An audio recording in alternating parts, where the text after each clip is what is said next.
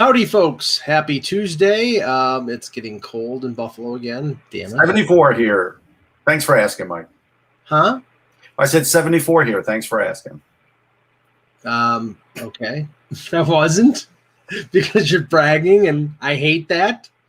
You see the color of my cheeks. Yes. I hope it's the third degree sunburn. And we go to Russ for the pre-show. Here's an interesting pre-show. On one of the local stations, they were doing like movies, and they were talking about creature movies, and they talked about Teen Wolf. And I actually have a Teen Wolf experience to talk about.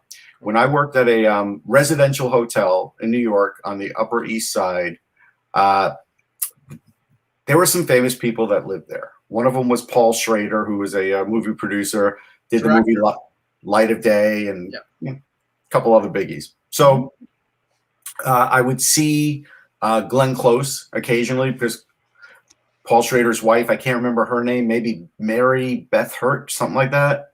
Yeah, that's William Hurt's right. William Hurt's sister. Well, she was friends with Glenn Close. Like Glenn Close would come in the building. She'd have a Sharpay at the time. Well, here's a little bit of trivia in that one. The reason that they're friends is because Mary Beth Hurt and Glenn Close also starred together in A World According to Garp. Right, that's right. And I can't believe I even remember her name. But anyhow, so I met Glenn Close a few times that way. But I would work at the desk, and let's face it, at a residential hotel would get a little slow. So every once in a while we'd go up into a room and, maybe take a nap. I would do that if I was going to, because I worked on the island. I lived on the island. I worked in the city, right? So it's a long commute. And so, like, if one of the other clerks was leaving early, I would go take a nap. And then when I woke up, that clerk would leave, right, on the night shift.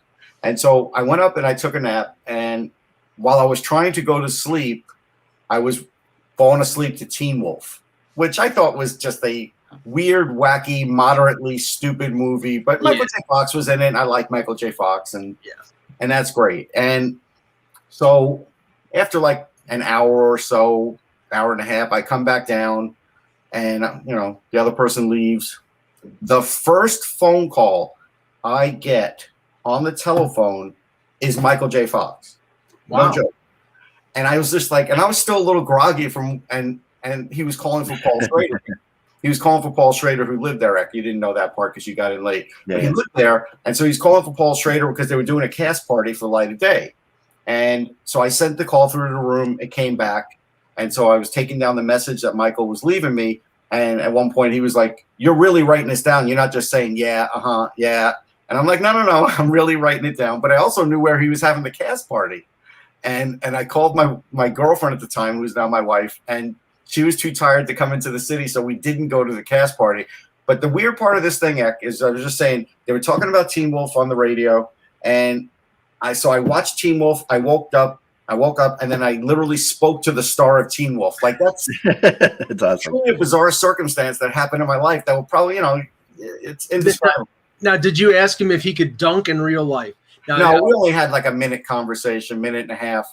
Now, by the way, Light of Day, and I had talking about since I worked in the movie theater, and we had the movie Light of Day, and that movie was panned. It was not very good, but that was the I think the film debut of Joan Jett as an actress. Yeah, and she was actually she was great. She was actually good in the movie. I just couldn't. I mean, even though Michael J. Fox's most famous role in I'm sorry, I'm just drawing a blank right now. You're talking about with Lloyd? Yes. Back to the Future. Back to the Future. Yeah, the famous scene in that movie is him jamming on the guitar. I just couldn't be convinced that he was like a rock and roll guitar player in that movie. By the way, Paul Schrader, still married to Mary Beth Hurt, and also is the co-writer of Raging Bull, Taxi Driver, and The Last Temptation of Christ. It's funny. I never saw Paul Hurt. I would see Mary Beth Hurt every once in a while, and I would see Glenn Close every once in a while, and they always did a dog visit. And really nice people. Like, they were really down-to-earth people. I would pet their dogs, but I never saw Paul because I guess he was always so busy. And we want to bring it back to hockey, and then we can start the show. Glenn Close dated for a very long time, Hall of Fame, Boston Bruin, now team president Cam Neely. That's right. There you go. Well, That's there good you info, go. Mike. That's really cool. That's interesting. Bring it all together. You got some good like good stuff there as far as I really Oh, heck, I have hotel stories. You have no idea. Oh, I know. I'm sure. Like, I'm trying to think of like some random brushes of greatness that I've had, like with things like that, which are fun. Like, because like I have had a lot of them, a lot of weird ones. I'll even tie together Russ's Sportsology draft preview 1.0 version 1.0. Yeah. And UAC, because somebody messaged me and asked me if you were related to the William Eklund who Russ listed. Oh, who's in the draft? Yes. And I am not. I am not. But I think my best. I do want to talk about that today, though. I think my favorite moment was just getting started out. Like later on in my music career, I got to meet a lot of people, which was really fun, and got to tour it open for people. But very early on, we played at the Bitter End. The first time I played in the Bitter End in New York, which is a really famous club in New York. Yeah, I've been there. I like it there. It's crazy to play there because like you literally there's no sound check. They give each band like an hour, maybe. The old crappy stage. It's old crappy stage. You throw your stuff on. You share instruments with. They like have a drum set that's there all day. If you're lucky, sometimes they don't. Sometimes you got like your drummer has to set up in no time flat. Yeah. Because every second you spend getting ready, people are walking out of the place and they're walking out. There's like 3 lights. That's it. Like. It's really not glamorous for all it is, but we did a show there. My first show, I was really excited. I was there pretty early. I was there before anybody else in the band, and I was just to watch the place and see what it was like because I'd never even been to the Bitter End. So I'm up there and sitting around, and I sat at the bar with this woman. I got to talking to her. She's a really sweet woman, and and as I kind of gathered, she looked famous, but I didn't know who she was. But I'm like, it's New York, and for me at the Bitter End, she's probably somebody pretty famous, and it turned out to be Patty Donahue, who is the lead singer of the Waitresses. We all know the Christmas rapping song or whatever from Christmas time, but the Waitresses also had like I Know What Boys Like. I know her from. Yeah. Patty Donahue died, not like quite a few years ago now of cancer. But I was talking to her. She was like the sweetest thing. And I said she wasn't going to stay for our set because she had to meet somebody for dinner. But she said, I talked to you, a really nice guy. I'm going to stay for your set. And afterwards, I talked to her. She really liked it. It was fun. It was just fun. That was a real kind of cool thing. At a time, that that was the first kind of person I had met that I'd grown up like watching on MTV and stuff like that. It's interesting to go through that. But anyway, you're stuck with us. Oh yeah, I'm stuck with you guys. Here you go. Wouldn't change a thing. All right. The day is the 20th, right? Yep. Correct. Hello, Hockey World. It is Tuesday, April 20th, 2021. Happy 420, everybody. I'm Michael Agella. Oh, boy. I'm Russ Cohens from Sportsology. I forgot about that. And I'm Eklund. You're watching HockeyBuzzcast on HockeyBuzz.com. This is the podcast that comes to you sober every Monday through Friday to fill you in on the comings and goings in the hockey world. And sober and straight-laced for now. And a couple of things last night. We are going to get to Russ's great article in Sportsology.com. But I think we want to start with Price. Carey Price leaving the game last night. Yes.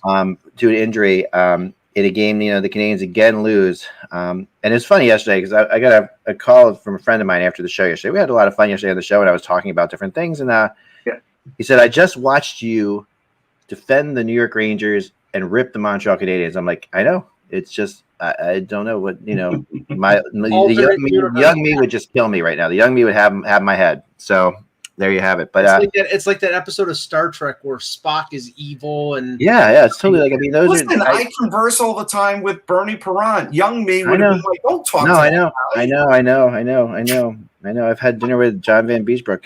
It's like just ridiculous. I don't remember him as a Flyer. Gilles Villemere is pretty. You do remember him as a Flyer because they got him instead of Mike Richter. I do, but I really remember him. My hatred for what he did as a Ranger in the playoffs I've told him many times, far goes past anything good he did for the Flyers. He didn't do any good for the Flyers, but that's another. He was very good for the Flyers one year. That was good for the Rangers. He wasn't very good. He was not very good. No, he was very good. He took him into the year they shouldn't have done anything in the playoffs. He took him pretty far that one year. So I didn't think his play was that good. I'm looking it up. No, he had a season. He did have a season where he was pretty. No, he wasn't. Obviously still going back to the guys he could have had. That's very old. The Leafs and Cujo in the first round, I think. Very old discussion.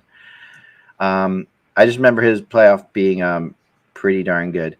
But let's so The Let's news talk about the price. No, it's upper body. No one knows yet. Yeah, you're right. He did have one good playoff. You're right. He did. The news on Price is that the injury was not related to the reason why he was out for a long period of time. This was some sort of side swipe with Alex Chase on, and he left at the end of the first period and didn't come out for the second or third.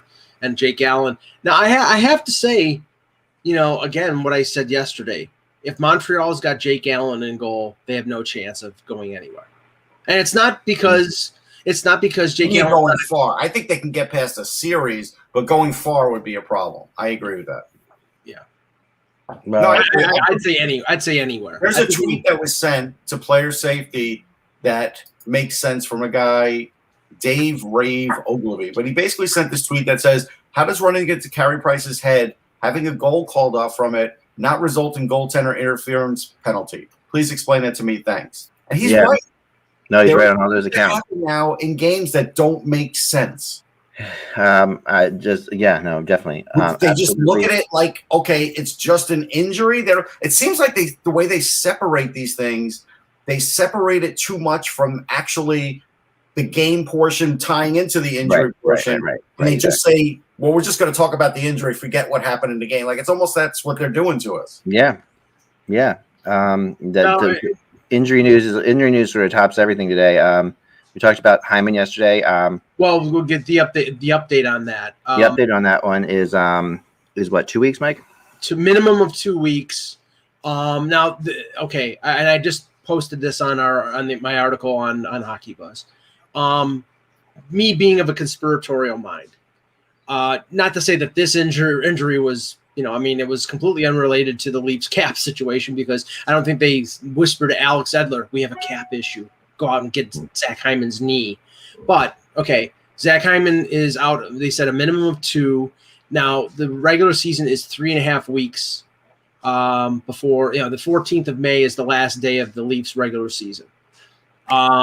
It's possible that Hyman could be out for 3.5 weeks and come back for game 1. It's not like they're stretching it to do that, but they could put him on long-term injury, and that would give them the cap space to bring back Freddie Anderson before the end of the regular season and get him a game or 2 before the start of the playoffs. Yeah. Now, that wasn't the situation that they were looking for, but if they're intending on at least finding out whether Anderson is up to being able to play in the playoffs, they could take advantage of that. The other thing that they can take advantage of is the fact that Nick Foligno comes off the quarantine tomorrow.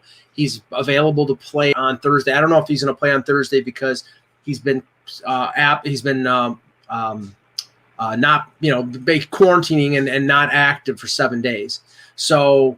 I bring up this point, and I think that is there no way these Canadian teams, I know this exists up there, couldn't find a place for them to quarantine with a small place for them to work out as well? Like, it just doesn't. They'd give them an exercise bike. That's what they. No, but not an exercise bike, a rink. Like, there are many rinks all scattered throughout Canada. People have these things in their indoor mini rinks. Is that what you're saying makes sense. It would be against the law based on the way things are going right now. No, you make that a hotel. Like, if I'm a Canadian, I just say, okay, that we're gonna make that. We totally clear it out. Make that a hotel that just happens to have a rink attached to it. If you remember the quarantining during last year, this is what Provorov did in but this was somebody's house but they had a rink. It just makes me crazy that they don't. But you know what it takes to run a hotel, like, just to fake it? You can't. But at this point in Ontario, you can't even golf outside, let alone. Skate around in a private rink. So I don't think that would have been an option. The only way you could do it in Ontario this way is if this were like George Schultz, a guy like that, where it's on his property. He gives you the keys and says, hey, I don't know if you're in there or not. And you just walk in and you skate around. Yeah. I mean, I think that would be worth doing. Let's have this conversation. I think, based on what's gone on the last couple of years, that players should invest in their own rinks, in their own houses. They used to do this. They don't do it anymore. They all join these clubs and everything. But now you see the downside of maybe not being able to get to these training facilities. Yeah. I mean, there are a lot of players who have, like, indoor like artificial ice rinks in their basements. I've seen that. I've seen a couple of those that are really impressive. Yeah, they're really pretty amazing. Have it. Yeah, Yeah, it's amazing that more don't when they consider like what they're doing and it makes total sense. From what I understand, basically the Leafs got Foligno a condo in the Toronto area and gave him an exercise bike and exercise bike. They gave him a Peloton. And some right. There's a subscription to Peloton. I don't know why that's funny. That's the limitation of what they can do. It's funny, Mike. No, it's not. It's what they. It's what they can do. I mean, there are also, there are also like skating treadmills. You know that exists. Right. Like, there's things. Get them a skating treadmill. These teams have so much money. Like a team like Toronto has so much money. I think it's funny the exercise bike, Mike, because I could go out and buy an exercise bike. It doesn't. They could do more. It's not a lot of the Leafs. And some weights, some light weights. Right. Sure. That's what they did. Well, and he's stuck in quarantine. That's good. I'm sure he's been exercising like crazy because he's probably been going crazy, So I'm sure he has been exercising. I would bet he's playing tomorrow night. This is Foligno, I don't think we're going to see. Are they throwing a chin-up bar? I mean, it's not that big a deal. He's got to be ready by tomorrow night. If Foligno, Mike sees no humor in this. No, I don't. This is unbelievable. Based on what the limitations are, that's all they really get. What are they going to do? He's not limited indoors. They could get him a swing set. Were they going to send him an LA Fitness location? My freaking! It bordered. I get what Mike's saying, but I think that I don't know. It just feels like, I mean, they managed to FedEx him a Leafs bag, to travel home to travel there with. I don't know if you saw that or not, but they FedExed the Leafs bag. So I mean that's really great. But I just think the reality is, did they at least give it to him assembled, Mike? Did you find out if the exercise bike came assembled? You have to put them together. Pretty funny. No, if you want to really get if you want to get a real good workout with an exercise bike, I'll tell you how to do it.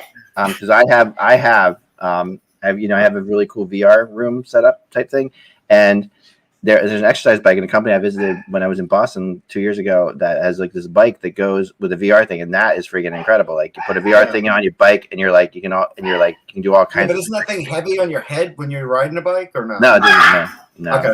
You get used to it. It's like a hat. It's like it's actually lighter than a bicycle helmet. And I don't wear a bicycle helmet when I VR bike, so I'm okay with that. No, I'm not going to crash. All right. So let's also okay. So here's interesting.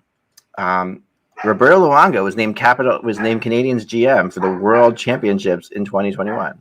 Well, I can see that. I mean, he's been involved with the program. He's a smart guy. He's high profile. Why not? I mean, it's interesting because one thing that's interesting is he's been working with the Florida Panthers as like a consultant. Zito was GM for the U.S. team in the last Worlds. So I'm wondering if there's any. It's interesting how that played out. Where's the World supposed to play?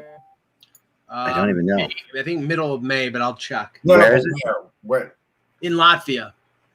Oh, in Latvia. Yeah. Okay. So they'll definitely play because they have no rules in Latvia. Yeah. Right. Anything goes there. One more thing before we get to rest. Before we get to rest, that's what I want to do. May 21st in Latvia. Okay. So a couple little other Panthers things that are kind of interesting is that last night we saw the first goal from Sam Bennett as a Panther, which was good, and then tonight we're getting the first game from Knight in goal for the Panthers, and that is interesting. The Spencer Knight playing tonight for the Panthers is kind of interesting. Well, I don't want to jump to conclusions. I really think this is just like, hey, you're out of college. We told you we'd let you play. We're giving you a game.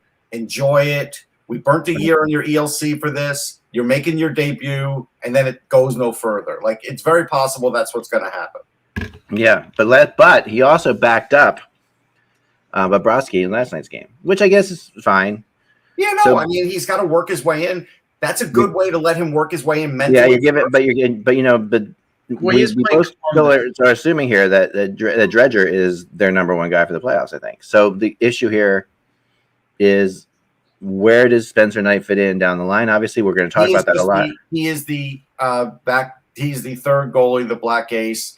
He's not going to be anything. They can't mess with Bob to the point that he can't come in if Dredger doesn't look good for some reason. They can't do that. Yeah, the Bennett goal was it's a $10 million albatross. Yes. Right. It is. Right. Bennett's goal was fantastic. It's definitely something you guys should check out or watch it.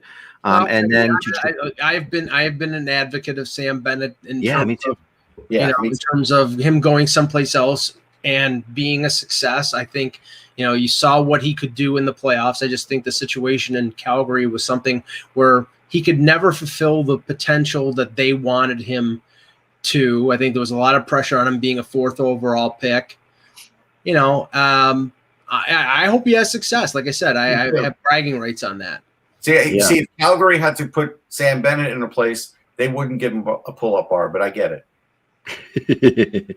All right. The OHL has canceled their season, which is brutal. Really tough for the NHL. This is not a commentary. It's just brutal that it happened. Yeah, well, the blow up of COVID in Ontario just made it impossible. I mean, if things were going in a positive direction, maybe like they were I think 6 weeks to 2 months ago, I think they would have had that 24 game bubble situation that they were going to do, Russ, but it was just untenable. We have to talk about something from last night, and I just in our long line of third jersey abominations. The reverse retro. And I don't even think this was reverse retro. No, I don't think so either. This was just hideousness. And okay, I'll be even-handed here. Which one was it we're talking about? Well, when the Buffalo Bills wear white jerseys and white pants, they look like 53 Casper the Friendly Ghosts. And we saw that last night with Dallas versus Detroit, where the Dallas Stars were wearing white jerseys with the fluorescent green emblem, and white pants and white socks. What the effing deal? Here's what I thought it looked like. I thought at first they looked like the Glad Man, and they modeled it after that. And then I sort of they almost looked like the Good Humor Man from when I was a kid. It was just brutal to see it. It's like, I always wonder when these come out, does anybody come in and model them before they actually produce them? That's what I wonder. Because if it's like, I would need to see 2 or 3 different people wearing these just to see what it looks like. Because if somebody did that, there's no way they would have green-lighted this. No way. Well, I'm looking at this now. Okay, so I didn't see this game last night at all. So I'm going to put this up on the screen for everybody. This is pretty bad. This is really nuts. Holy cow. Hold on one second. Yeah, I mean, to me, I'm telling you what I'm going to get out of this. Glasses ready for the light. I'll tell you what I'm getting out of this. Okay, so where I'm getting out of this is Tron. I'm getting a Tron feeling out of this. Does anybody else see that? Yeah, it's Tronish. It's, you know what I mean? Like if they were neon green and like just because they have like the pinning type thing that Tron has. But I'm bringing it up. Sorry, it's just a second here because I'm brought up in the wrong way. I'm trying to find the right one. This is Tron to me. This is like this, and I'm usually a funny story about this. I have my here's a good one. Here's a good picture. All right, hold on. I have the Sharks, the golden, the Seals, the golden Seals jersey, which is, and I'm walking on the beach with it this past weekend. We're down there, and I get this one guy yells at me, "Hey, where's your white pants?" I thought it was pretty funny, so I was like, "Okay, there you go," because people they wore white pants back. Yep. So here we go. All right, here we go. So I'm gonna bring this up. Where are you guys? Here we go. And they wore white skates too. White skates, white pants. I know, that was crazy. I'm sorry, it was a white skates. He said to me. Yeah, that's what he said to me. Sorry. Oh, there you go. There we go. Here we go. So yeah, this is just brutal. I know. I have a better one. Hold on a second. This is the one I wanted to bring up here. Okay, share. Okay, so. Oh my god! My god! From the back, you have no idea what team they are. Somebody must have spilled some Clorox in the laundry. Yeah. This is rough. I mean, I would think Alexiak is a lacrosse player. Yeah, that's always a thing, right? Like, he's trying out for the White Shadow. To me, if NHL jerseys go one way, they're lacrosse jerseys. They go the other way, they're roller hockey jerseys. You got to be careful not to go either direction. Try to keep them. Yeah, I mean, why couldn't they have gone more with like the Minnesota North Stars type vibe? These are brutal, though. Well, they should have gone with, the black pants.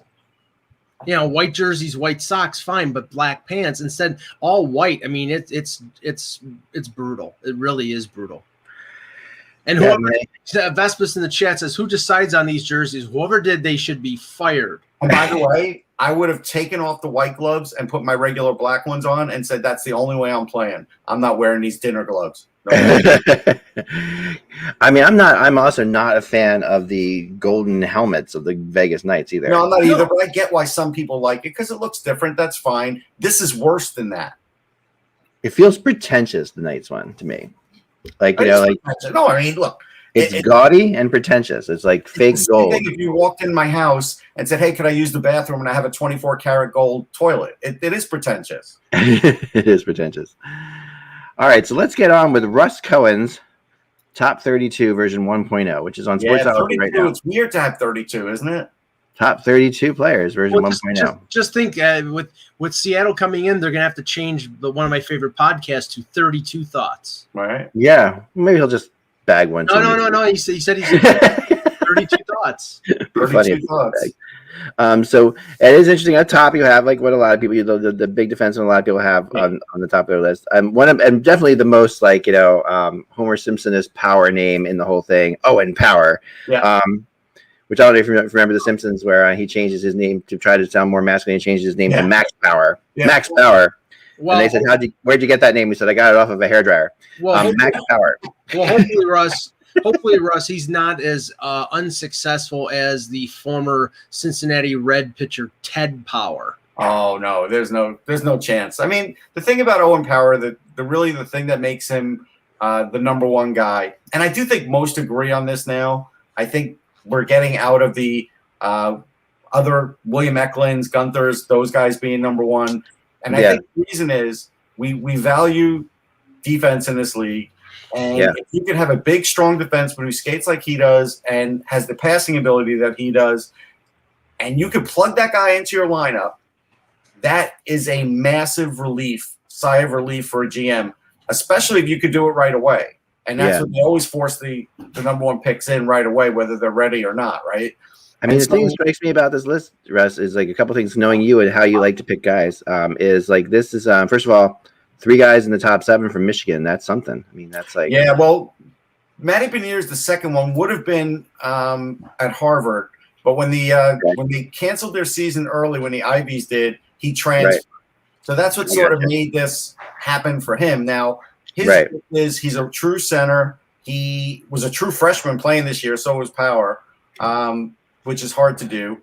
Yeah. Center, he wins faceoffs. He's fast. This guy has cuts and edge work like an NFL running back. Like he literally can shake defenders with his cuts, and that's what makes him so dangerous. You saw a little bit of that in international play, not as much as you get to see at times in his NCAA play, but really, really good player. Could be, I mean, he's definitely going to be a top liner, and I think he could be a great player. We'll see. But just the fact that he's a center, that does a lot. Brant Clark is another defenseman. Some like him better than Power.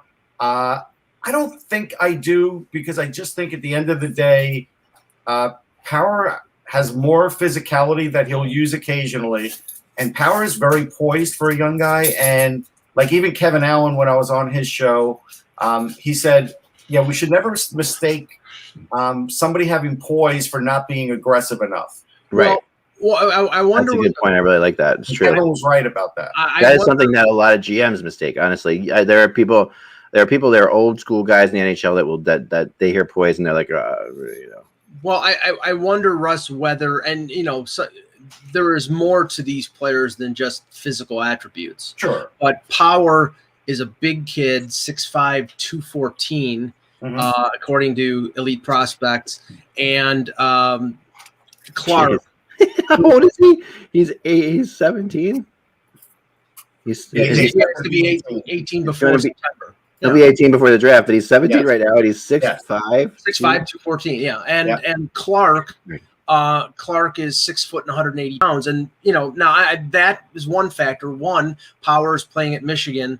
Clark, because the OHL was shut down, went to Slovakia and played professional in Europe, which, Austin Matthews got kudos for when he did it before the draft.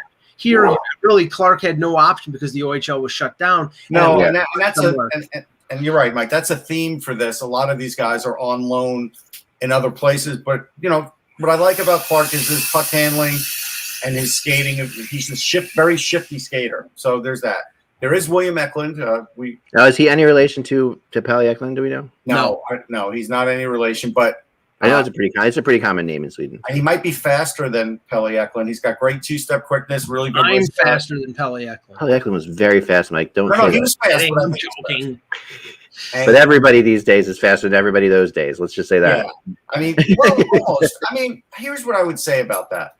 Bobby Hull, when they clocked him around 25 miles an hour, something in that range. Only Connor McDavid has touched that. Nobody else. Yeah, but I'll say this. It's obviously like what Connor McDavid can do at 25 miles an hour and what other players can do. Like Bobby Hull could maybe skate straight at 25 miles an hour, but he wasn't stick handling around guys at 25 miles an hour. Well, actually, it was 29.2, and I think McDavid got close to touching that in the All-Star game or something like that. Yeah. But at 29.2, like that, he did that in the 70s. It's just that is unbelievable. And, given if he had the kind of the weight of equipment that players wear now and the kind of skates players wear now. For him. Different. Imagine Bobby Hull with a stick. No, it's crazy. I mean, those skates that they wore back then, and their pads are made of deer hair and stuff like that. It was completely another reality. I mean, they were wearing 100 pounds of pads on them now where they're wearing 15, so it's changed so much. Early in his career, Bobby Orr was extremely fast. I'm not sure about and this is the thing I've always said about Bobby Orr, Mike, and you're right about that. Because if you watch like some of the old games, and you watch I've watched that Flyers, Bruins series and stuff like that, where Bobby Orr is involved. You realize that Bobby Orr is like a time machine player from this era put back there. It's the strangest thing to see because everybody else, the level of skating was so far down. Like there were good skaters, but there were also bad skaters, and the level was so crazy. But if you're talking about the 74 final, that was after he had like 3 or 4 surgeries. I'm talking about like him as like 66, 67, 68. But even in 74 final, it wasn't just his speed; it was his method of skating that was different. And it was like this kind of skating we see now, where you watch some guys from the 70s when they skate and they are laboring down the ice. I want you to look up a picture. Bobby Hull fly fishing. All right. You're going to see a picture of a shirtless Bobby Hull, and then you're going to realize. Oh, I have that picture. I have a picture of shirtless Bobby Hull right here. And that was why Bobby Hull was like a player of today. I don't know why you had that, but I'm not going to ask. Sorry, I didn't know you just. If all you wanted was a picture of a shirtless Bobby Hull, I don't have that anywhere on any of my computers. Sorry. By the way, oh my God, Lord, Russ, this is Bobby Hull. Hold on, I'm going to bring it up because last week because don't let it be not said that we are the show that definitely shows you Bobby Hull shirtless. Here we go. Here we go. It's coming up. Here we go. All right. While we're waiting for that, I was just say I saw Gilbert Perreault enough times in his career in Buffalo to know that he was one of the fastest players early in his career. I mean, later on in his career, if he broke his leg, that he was slowed down. But early in his career, in early to mid 70s, he was a fantastic skater. Yeah, I've seen that. Yeah, like that didn't happen in the 70s with players like that. No. And Brett Hull never looked like that. No, Brett Hull didn't look like that even when he was scoring 80 goals.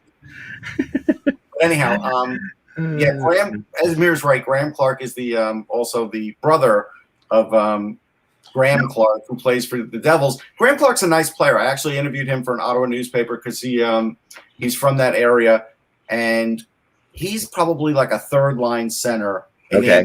But Graham Clark could be like a number 2 or a number 3 in the NHL. So now let me just say this: in looking at like the bottom 5 in this draft and bottom 5 records in this draft, the teams that could use power the most are Anaheim and New Jersey. Yes, Vancouver's got Quinn Hughes. And not to say, obviously, if Vancouver's got Quinn Hughes and they have power, you have a pairing for the next, season. Yeah, I think that's what if I'm them, that's what I do because it's like when we're seeing what's happening, you need that. I'm talking about need. Yeah, I get it. I mean, in terms of them winning the lottery, Ottawa's got Shabbat. He's their number one defenseman. Quinn Hughes is the number one defenseman for Vancouver. Dahlin, I think we've started to see the real Dahlin over the last few weeks under Granato. He's the number one for the Sabres. None of them, obviously, if they get power, they'd be ecstatic. But Anaheim, you've got guys like Fowler and Lindholm who are, not old, but they're in their mid-20s. And New Jersey, they're desperate for a number one defenseman because PK is so bad. It's so bad. Yeah, they definitely need that. Good work for them. Now, this is a good question. Randy asked, where would Yvonne Cornway rank skating-wise in today's hockey?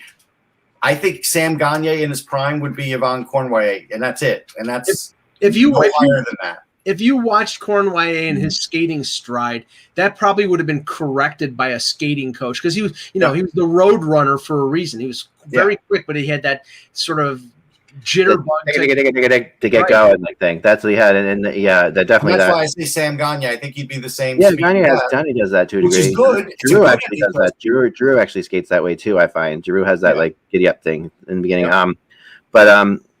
So a lot of my New Jersey friends, are telling me they want Luke Hughes. You have him at number 10. There's a reason. So let's hear why.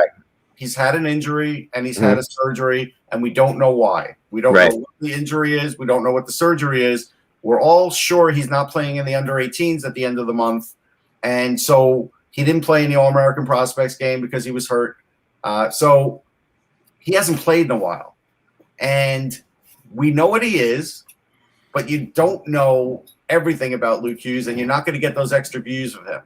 And so New Jersey's going to pick in the top probably 5. So you're looking at. I would say Clark over Luke Hughes every day of the week. It wouldn't even be a question. It'd be interesting to see what they do. I mean, is there, like we talked about, is there a benefit? I would say Hyman Edvidson is just a tremendous offensive talent. Now he's a great skater. He does overdo it at times with his passing, and I think they could change that a little, but he's got great vision. He is a guy that you have to work with him, but the raw materials there would be better than a Luke Hughes. Luke Hughes is better equipped to be slid into the NHL and find a role in a lot of different places because of his skating is really good. But again, I don't know what the injury will do to that. His skating is really way above average. The hockey IQ is there and it's not there. And so sometimes Luke Hughes can get into a tough spot and not know how to get out of it. Like you see how Quinn does it. That's really surprising given the hockey IQ of his brothers. Like when you think about he's not the same as them. I'm sure they've all learned from their dad. I'm sure they all learned. Yeah, but it's again like my brother's dumber than me. He would say so. It's just Keith Gretzky and Brent Gretzky are not Wayne Gretzky. No, but the mental part of the game that should be but it's a different position. I mean, it's not than Quinn, but he also can be more physical, right? He's a bigger guy too, and I do think that affects the whole equation. Well, to get off the draft for a second, to go to the brother thing, Russ, we were talking about this before about Jason Robertson and how he is playing in Dallas right now, and it's funny because he's a legitimate Calder nominee. 3 points behind Kaprizov. Yeah. So, Kaprizov will win because I picked him. But he's a legitimate top 3 candidate for the Calder.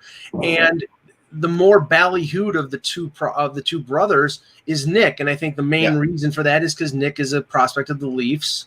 And, I think he's going to be a good pro, but Jason Robertson is about, I think, 6'2" and 190. He's a big kid. He might even be over 190 now. He's always been really strong. He's always been fast. He has great hands, but he can score around the net, and he also can score from 10, 15 out. Scored that shootout goal last night as well. Yeah. He is hard to handle in the crease, and that's not going to get any easier. And I do think he has a chance to be a star power forward in this league, but he doesn't get talked about a lot because he's in Dallas and because his brother's so fast that everybody gets infatuated with that. That doesn't make him a bad player. Right. It's just, that's what happens. His brother is going to be a different type of player. His brother's 5'9", 165, and he's a water bug. He's extremely quick. And, now I think I've seen him play a few games this year. He's been getting some work the last couple games and probably will get more work now because of Hyman's injury and a few other things.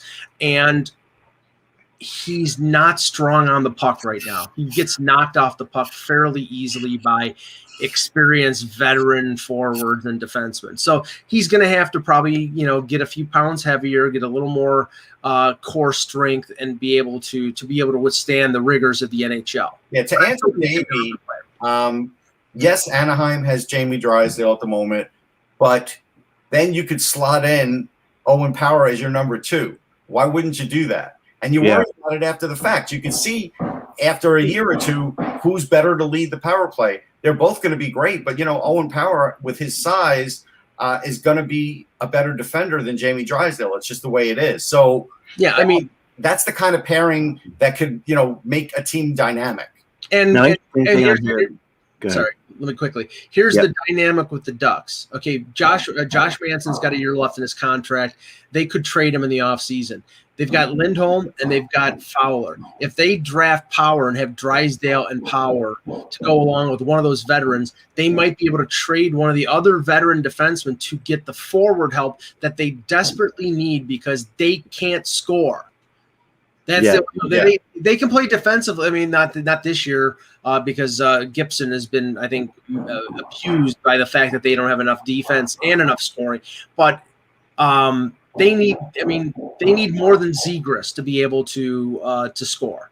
True. Yeah, and look, Veps is pointing out power plays on the left, Drysdale at the right.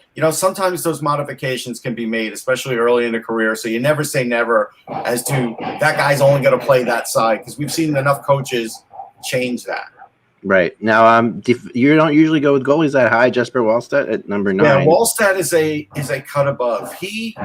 I have been getting messages and hearing about him for 3 years at least. Right. Okay. And so he has the kind of pedigree where he's super athletic. He's smart. I want to say he's not overly big, maybe like 6'2", 6'1". I forget the size right now. I'll look it up.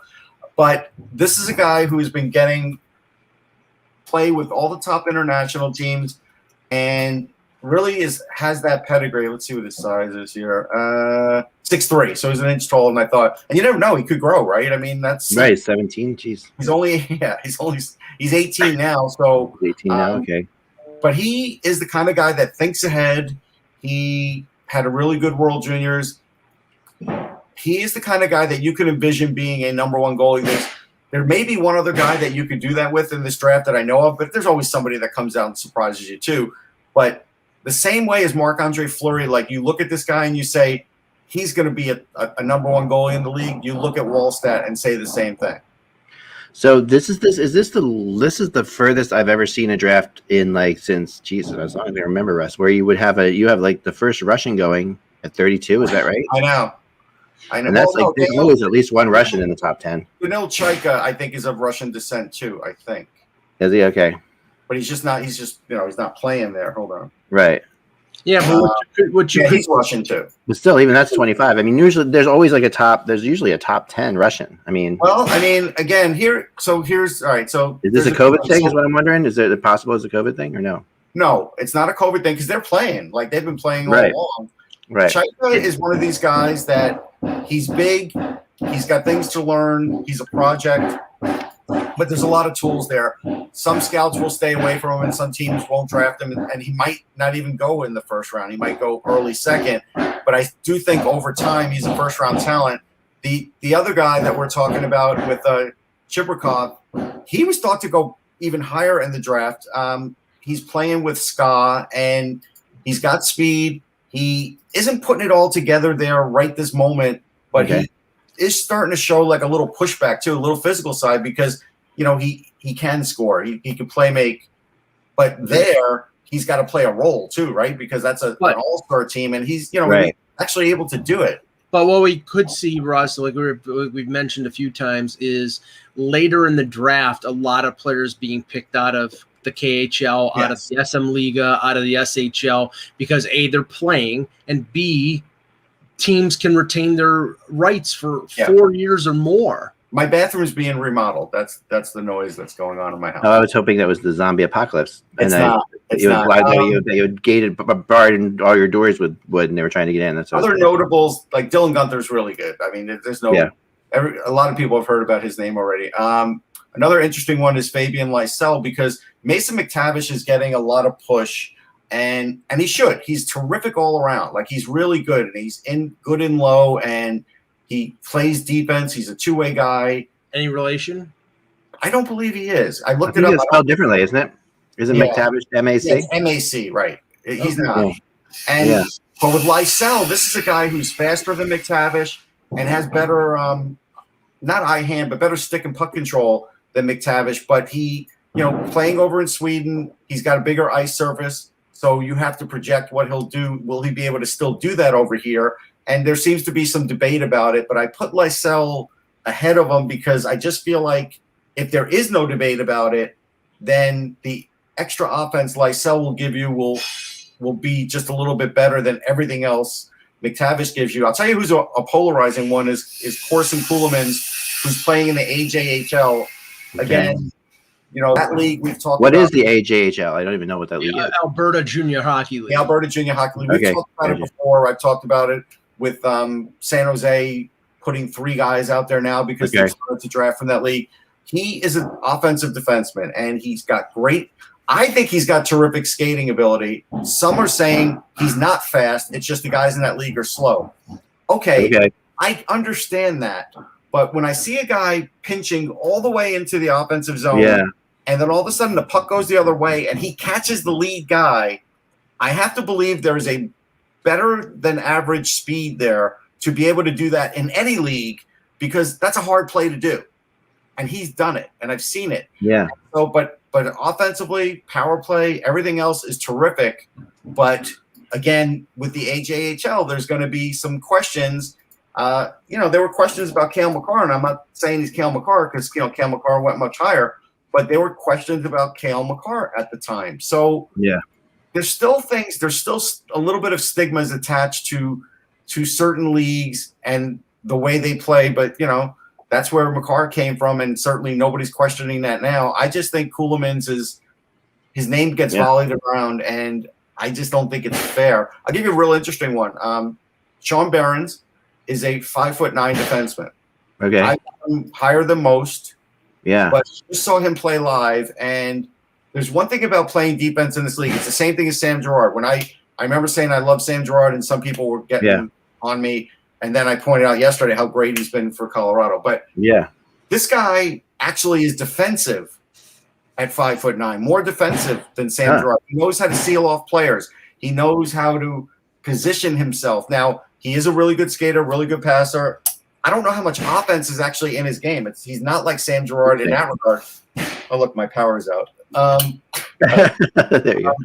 I don't know how much there is in that, but everything else is there. And you know what I liken it to? I liken it to basketball. When I was a smaller guy, I was a better player because when I was a guard, I used to think more like a small forward.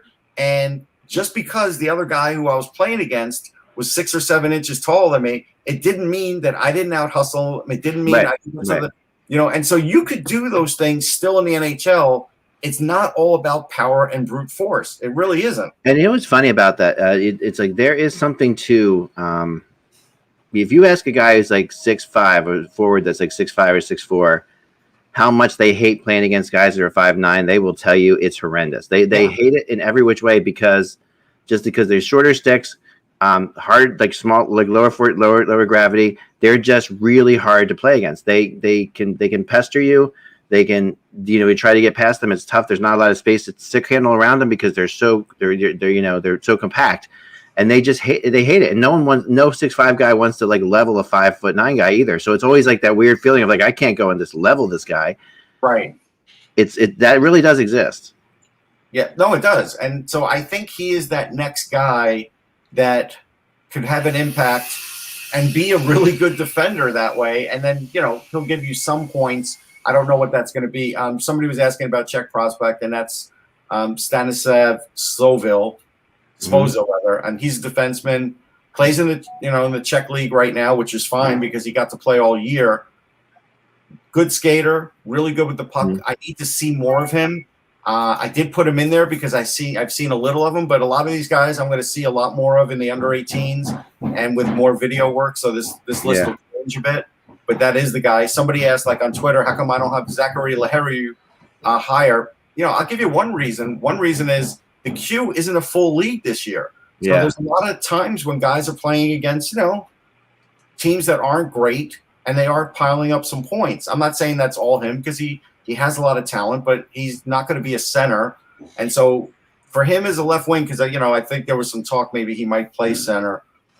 There, I ranked him where I ranked him, which I think still kind of high. I don't know.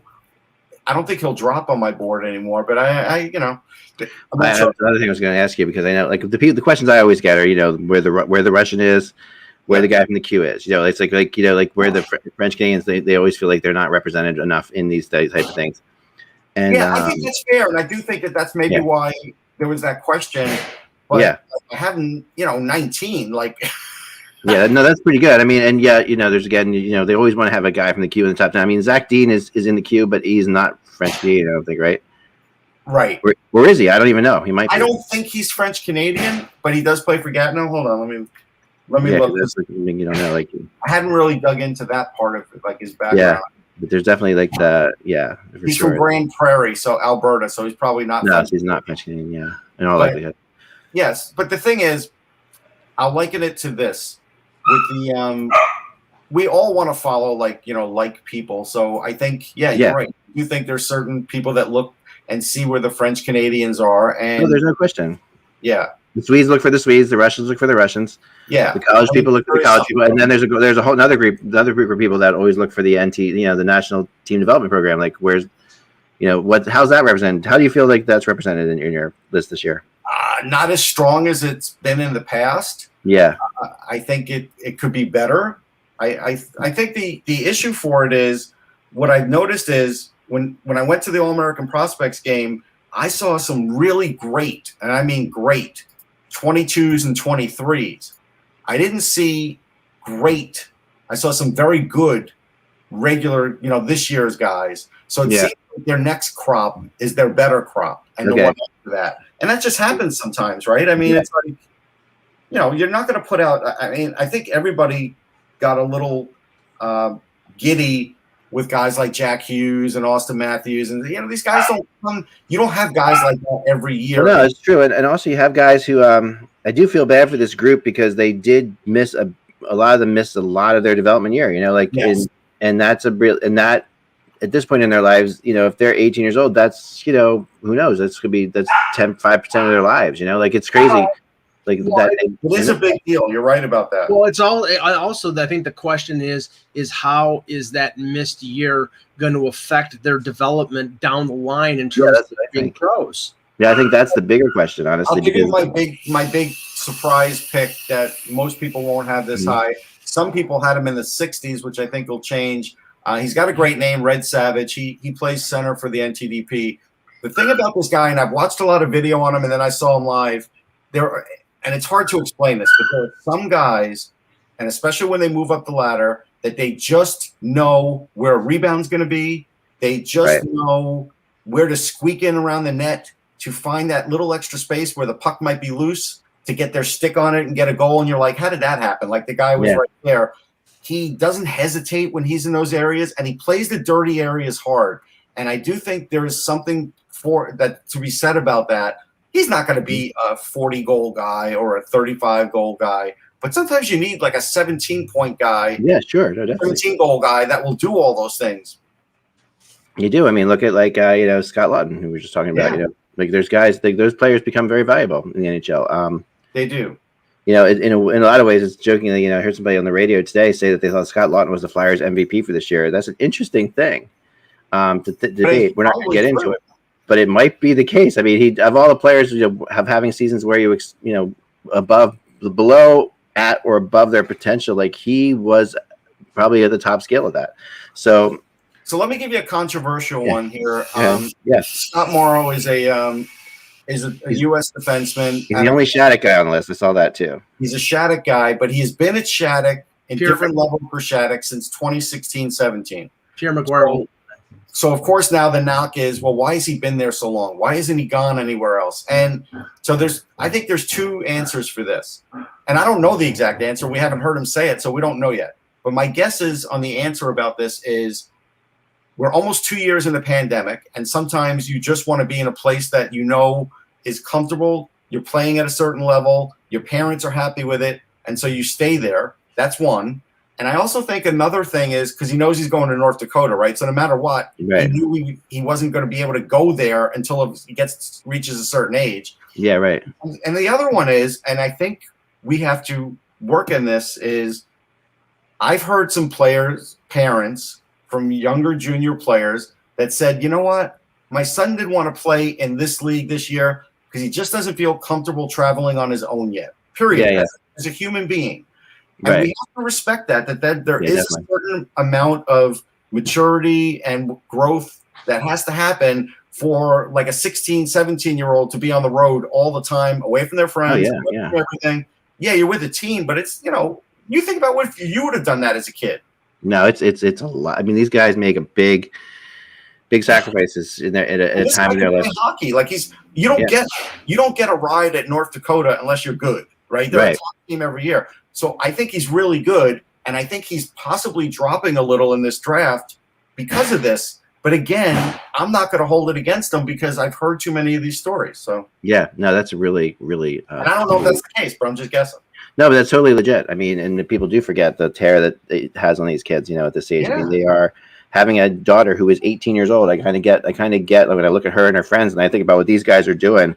Yeah, I'm just like, wow, I get the prospect of what that takes to do what they're doing is just unbelievable. It really is. So that's it for today for that. That was good. Thanks. I appreciate it. That was a nice intro. We'll have more down the line. Go to sportsology.com to check that out and all of Russ's work, where you can check out his work on hockey, baseball, football, basketball, wrestling. Well, I don't do the basketball. There's somebody, Alec Marcus, has been doing basketball for me. I do some MMA. Football is mostly Jets, but a little bit NFL. Baseball is a lot of Mets, but I do get around the league and do some other stuff. So, and then occasionally there's just these stories that will pop in, will be, about a band or a singer or an actress, and I do those too. So yeah, very cool. Very cool. Well, check it out, sportsology.com. So tonight, a couple big games we'll talk about, and then we move on. Then we'll let you guys get on with your days. I saw yesterday that none of you went to patreon.com/hockey and supported Hope, which I was hoping for. I told you yesterday that if you believed in hope, you would go to patreon.com/hockey and give us money. It's over. But anyway, tonight, some really big. I mean, we're at the point now where every night is fascinating for the playoffs, right? Bruins and the Sabres meet again. This is the thing that we talked about. Russ and I have a bet that about that. The Devils and the Penguins. We've talked about yesterday. I talked about the Penguins issues. We'll see what happens tonight, right? The Rangers and the Islanders. So this is a big night for the Rangers. That seems like that's not a great matchup for the Rangers catching the Penguins. They play the Islanders and the Penguins play the Devils tonight. So we'll see how that plays out. You're advocating the Penguins. No. I'm just saying. I'm saying that all from the outside looking in. Up with the hamster wheel in your head. No, I'm just saying from the outside looking in, this is a big night. I mean, the Rangers if the Rangers are going to do what I was talking about doing, they've got to win a couple of these nights. Like a couple of these nights, they got to get points, and the Penguins don't have to get points. Not many of those nights, but just a couple of them. The Hurricanes and the Lightning, they played last night. Lightning winning in overtime. It was a really good game. Actually, if you want to watch a good game, I would say this is going to be a really fun one again. These are two top teams. Like don't you feel that that's the difference between these teams? And honestly, as good as Carolina is, if they get in the playoff series with Tampa, this is exactly what's going to happen. Yes, I do, and I think that that's what happened with anybody with the Lightning, maybe until like the Stanley Cup final. Honestly, I think that they're that good. And Anika, I don't hate the Penguins. Again, I've covered the Penguins many times. I've been in their room. I covered them in their Stanley Cup runs. I've been credentialed by the Penguins many years. I'm okay with the Penguins. I like the Penguins. I'm just telling you what I see this year. Blue Jackets and Panthers. I like Puffins better than Penguins. I'm just saying. My wife does. Blue Jackets are healthy scratching Max Domi. That contract was really good. That trade. Would we even know at this point? Well, and this is the Spencer Knight. This is the Spencer Knight debut. So this, to me, that's what this game's about. If you want to get a chance to see Spencer Knight in the NHL, you get it tonight. Red Wings and the Stars. The Red Wings are not. I think they're tied. They're out of last place in the division. I was saying something about that. Below them. What was that? Columbus is below them. Yeah, Columbus is below them, right? Yeah, same games played. They have almost the same records, but no, they don't. The Red Wings are better.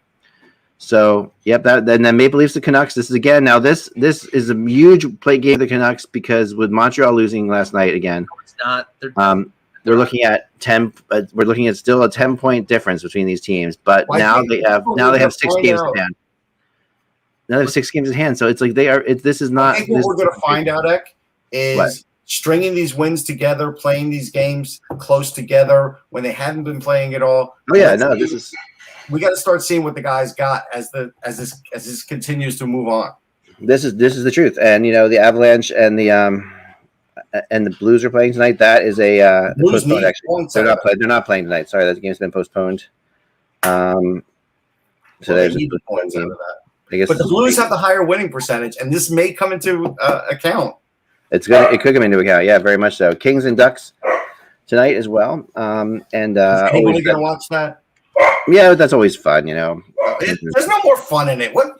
Like it's not as fun as it used to be. It's not. Well, no, for sure it's not. But it still to me has some fun. I don't know if you guys saw. Oh, sorry, yawn. You saw last night Patrick Marleau's appearance in that game, breaking the record. I thought it was really well done. Personally, I thought it was really impressive how the Vegas fans were great. The ovation was great. And it was cool. It was kind of thing you wish could have game part of that.